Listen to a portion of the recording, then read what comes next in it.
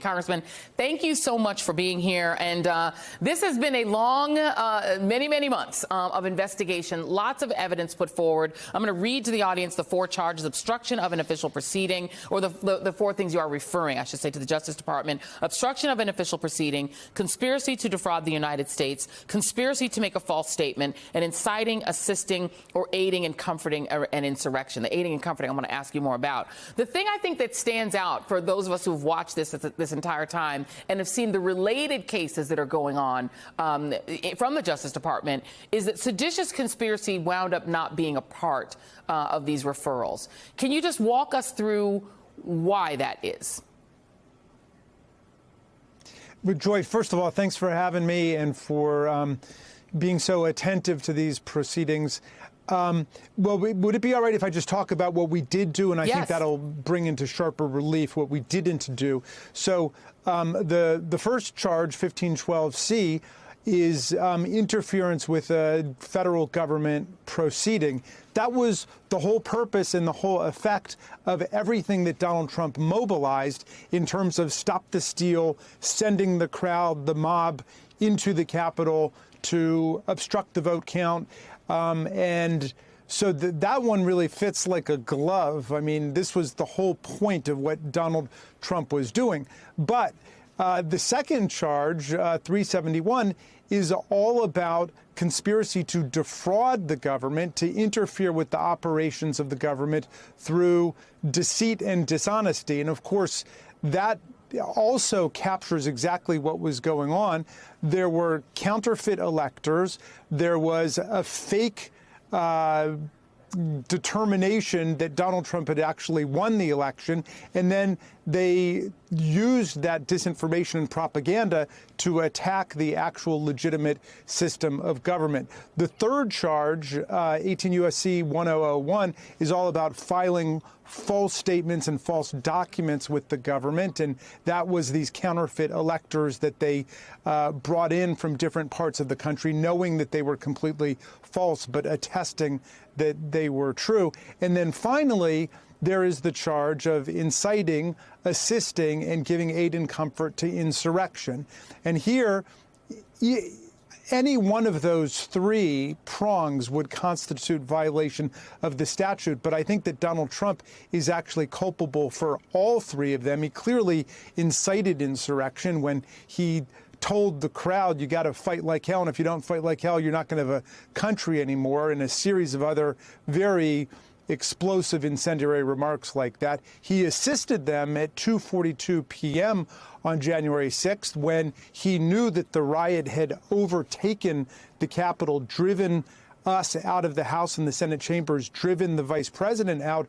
And instead of using his powers as president to try to get in touch with law enforcement or the military to shut it down, what he did instead was send out a tweet which said, Mike Pence didn't have the courage to do what needed to be done. In other words, he added fuel to the fire right there. He gave further sustenance to the riot and to the insurrection, but also he gave aid and comfort all along that day and for weeks before and for weeks, indeed months after, leading up all the way to today, to the insurrectionists, when he said he loved them, they're very special, always remember this day, promising, the possibility of pardons, a mass pardon for all the violent insurrectionists, talking about how unfairly they're being treated in the justice system, and so on. All of that continues this pattern of aiding, assisting, and giving aid and comfort to the insurrectionists. So the one charge that you're talking about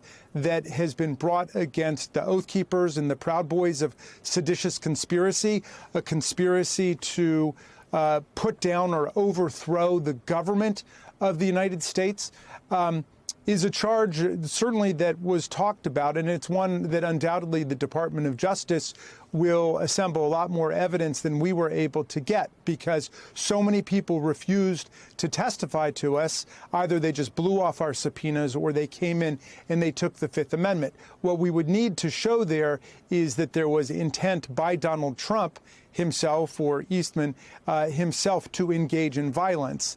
And we took a very cautious approach. The committee feels unanimously that there's abundant evidence of all these other charges, but given the constraints put on us by people refusing to testify, we were not able to agree that this was a charge that was fully made, and we decided to stick with what we thought seemed to us certain. Thank you for explaining that, right? Because, I think that the John Eastman, you talked about John Eastman, he's the person who, in all of these hearings, seemed to have had the longest standing plan, whether it was his true belief, because it wasn't always clear whether he thought what he was planning was legal. But you can go all the way back to the year 2000 and him having this theory that the vice president could simply decide what electors he wanted to certify and not certify those of the actual winner. And there's definitely a sense that there was a methodical plan that involved at least trying to pressure Mike Pence to do what Donald Trump wanted done. And then the violence seemed to have been sort of added on top of it. And then the question is whether Donald Trump knew that the violence would be added. I think that's fair. Is that fair to say? I think that's fair to say. And look, I mean, there's one basic way to conduct an honest election, which is to allow everybody to vote, to count all the votes, and then to honestly implement the victor of the election as the winner. There are a lot of ways, as Donald Trump showed, to try to overthrow and undermine a fair election. He went to the legislatures. He went to the election officials. He went to the Department of Justice. They even talked about having the military take over the election machinery and rerun the election, because everybody knows that provision in the Constitution. And then finally, they wanted to inflate the powers of the vice president to the size of a Goodyear blimp, something that simply had never been noticed, apparently, for more than 2 centuries, allowing the vice president essentially to choose the next president. But all of these were ways to try to destroy a fair election, and they pursued all of them. So we think that this array of charges captures what took place over a series of many weeks by Donald Trump in trying to subvert and destroy our election and seize the presidency. I have to ask you, just as somebody who is serving with some members who participated in or supported the idea of overturning the results of the election, who will remain in Congress, you did refer 4 members for ethics, charges or ethics, at least an ethics investigation. What do you make of the fact, this isn't like the Civil War, where those members who joined the Confederacy were rooted out of government. They are here. And what do you make of the fact that you have ongoing conspirators who are going to serve in the majority in the very House in which you serve? Well, we have decided to make a referral of these members to the Ethics Committee for one reason, which is we asked them to come tell us about what they knew about the plot to subvert the election, and they didn't come, so we issued subpoenas against them, and they basically blew off the subpoenas. And we saw that Steve Bannon, for example, was someone who was criminally convicted for violating the subpoena of the U.S. Congress. So I don't recommend that to anybody. Under the speech or debate clause, we don't really have the authority to take members of Congress outside of Congress in order to enforce a subpoena, which is why we have to deal with it internally, and we sent it to the Ethics Committee. And the Ethics Committee will have to think long and hard about what to do, because what they are doing is creating a precedent going forward for how members of Congress should respond in the event that they are subpoenaed by Congress itself, and especially in an egregious case like this, dealing with a violent insurrection against the government itself. Let me read a little bit from the executive summary, and this seems to be a very salient point. It says, if President Trump and the associates who assisted him in an effort to overturn the lawful outcome of the 2020 election are not ultimately held accountable under the law, their behavior may become a precedent, an invitation to danger for future elections. The failure to hold them accountable now may ultimately lead to future unlawful efforts to overturn our elections, thereby threatening the security and viability of our republic. If the Justice Department chooses not to act on these referrals, and Donald Trump is the nominee of the Republican Party again, one must presume that the vast majority of Republicans, elected and not, whatever they're saying now, will support him again. What is your fear that he will just do this again if the Justice Department doesn't do it? You guys are saying that that's the reason that you're doing this. Are you concerned that the Justice Department doesn't see it that way? Well, let me look at it from an historical angle and then a constitutional angle. I mean, the historians and the political scientists we've spoken to have been very clear about this. The surest sign of a successful coup coming is a recently failed coup where the coup plotters and insurrectionists got to diagram the weaknesses in the existing structure.